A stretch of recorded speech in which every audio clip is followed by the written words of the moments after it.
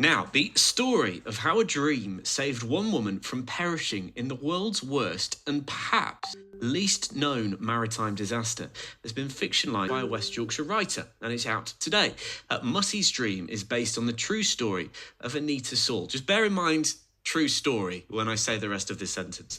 The granddaughter of a Prussian countess who, because of a dream she'd had, disembarked a cruise liner 20 minutes before it was torpedoed by Russian forces at the end of World War II. Anita was actually the great-grandmother-in-law of Beverly Hopper, who has turned her remarkable story into fiction for her debut novel. And we can chat to Beverly this afternoon. Hi, Beverly. How are you? Hello, I'm very well, thank you. Nice to be here. Firstly, before I ask you questions about the book, I hear it's your birthday as well. Happy birthday. Thank you, it certainly is. It's the day for birthdays. It is. It wasn't a requirement of being on the show today that it had to be your birthday, but that's how it's panned out. I mentioned there that the true story that it's based on. I mean, as a writer, it's often said of writers for debut novels, write about something you know. My goodness me, you got lucky with a story that you happen to know to go off. It's extraordinary. Just tell us a little bit about the history of the story from what you knew of it when you went into writing this. Okay, well, it's a fictionalized account of a story that I have known for all the time that I knew my mother-in-law, which was from the age of about 17 years old. And she told me that they lived in East Prussia.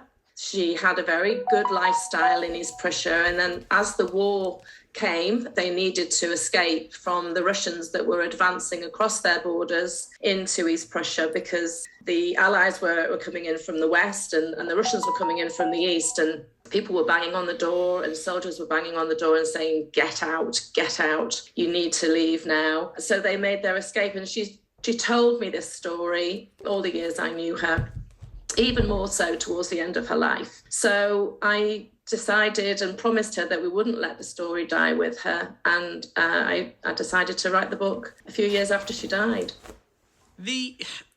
I mentioned there that it was obviously one of the world's worst maritime disasters, as we mentioned. I've never heard of this story. I'm sure that's not a surprise to you because you've obviously learned that very few do know the story.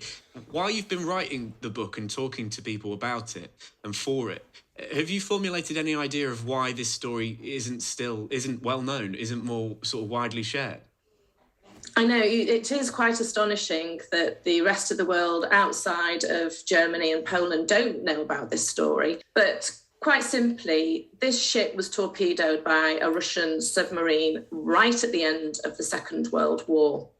It happened on the 30th of January 1945, and it was one of the coldest winters for decades. And to be sort of Germanic at the end of the war, people really didn't care. You know, the war was closing, it was just another ship that was torpedoed, and it was overlooked the fact that there were 8,000 refugees on this ship. Wow. 5,000 of them were children. History overlooked the situation. It's just terribly sad. And everyone talks about the Titanic, but this was so much worse than the Titanic. The ship went down in 60 minutes and only 964 people survived. And there was over 10,000 people on the ship that was built for 1,700 to 1,800 people. As people were clambering to get on board, desperate to make their escape, everybody wanted to be on this ship because it was their salvation to get round and back to Germany. But there weren't just East Prussians on there. There were Polish people, there were Lithuanians and other nationalities as well. And sadly, history just overlooked it because of the timing, really. And while, of course, this is on a huge scale, the scale of the loss of life there is absolutely massive. But some of the things that you were describing there in terms of seeing the ship as salvation, that really resonates with some of the situations that refugees find themselves in around the world right now. That story is still happening to people. Absolutely. I think whenever refugees find themselves in this situation, I mean, these were people that had to leave their homeland because the Russians were coming, and they took no prisoners. So some of the atrocities were unbelievable at that time. And it is still happening today. It's happening today in Afghanistan, in Syria, and a lot of these people will leave their homeland and never go home. And that's what happened to my mother-in-law and her mother. They never really, well, she did return actually. We went back with her. The Russians opened the border again in 1998 and we went over in 2002 and she was able to visit her homeland, the town where she grew up. The capital city was called Königsberg, and we went to visit that, which is now called Kaliningrad because it is now part of Russia. So it was a tremendous experience for her. We're really glad that she went. But then, of course, all the refugees that went back there, they had to leave again and go back to their new lives wherever they were. A large number of them emigrated to Canada.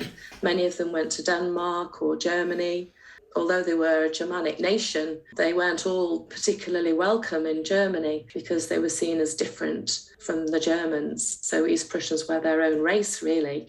They just got caught in the middle of the war because Hitler wanted to get through Poland, which stood between East Prussia and Germany, and he wanted to forge a corridor through Poland to get to East Prussia. And that was really one of the key reasons why the Second World War started. He wanted to get to the port of Königsberg, which didn't freeze over in the winter, and he wanted their rich arable land as well. And of course, when he did march into Poland, that's when Britain declared war on Germany.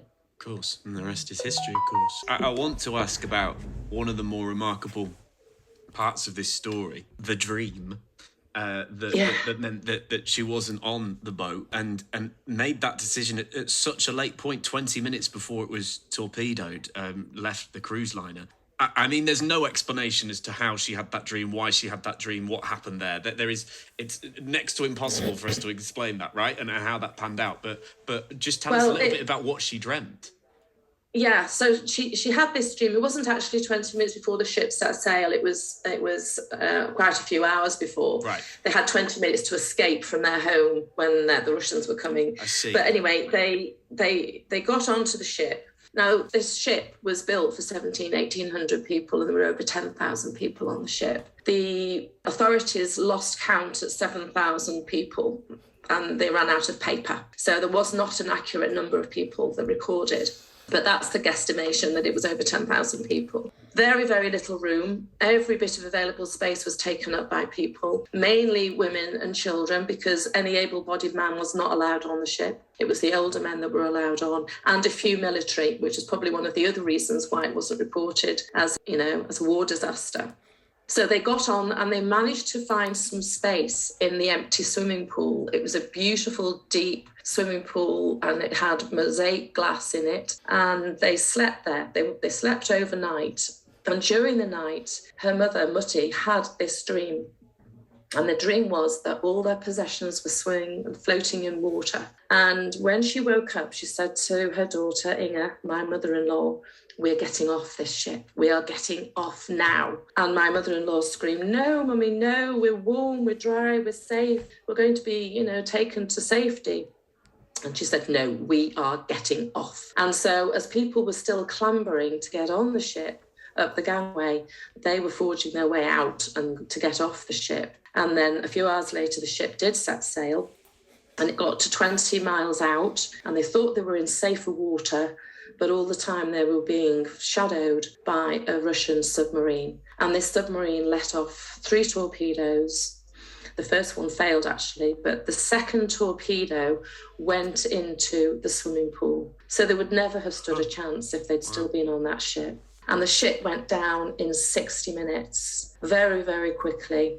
So it was listing heavily to port. So none of the starboard lifeboats could be used. The book does describe quite vividly what happened due to actual accounts that were recorded at the time. Because the water was little above freezing and it was in January and the temperatures were so low, anybody who hit the water really only had a couple of minutes to survive and live. So yes, about approximately 960 odd people did make it to safety, but over 5,000 children died on that ship. And that's the biggest travesty of all of it, really. Yeah, well, it's an extraordinary story, which I know you've obviously some of it to some degree is fiction, but the basis of it it's based on truth, based on Yeah. a story which I'm sure is very personal to you. It sounds fascinating, Beverly. I could chat to you about it a long time because it's a story that I knew nothing about, and so to find out more, you can of course read the book. It's called Muttis Dream. Well, best of luck with it. It does sound like a fascinating story, and you've really paid tribute to the legacy of that story in the best possible way. So thank you for telling us all about it today, Beverly. Really appreciate it. You're more than welcome. Thank you. Beverly Hopper. The book is called Muttis Dream. That's Mutti. Just an extraordinary story. So you can find out about the history of it and also some of the fictional story of it as well. It's all rolled into one book, Muttis Dream by Beverly Hopper, chatting to us on BBC Radio Leeds.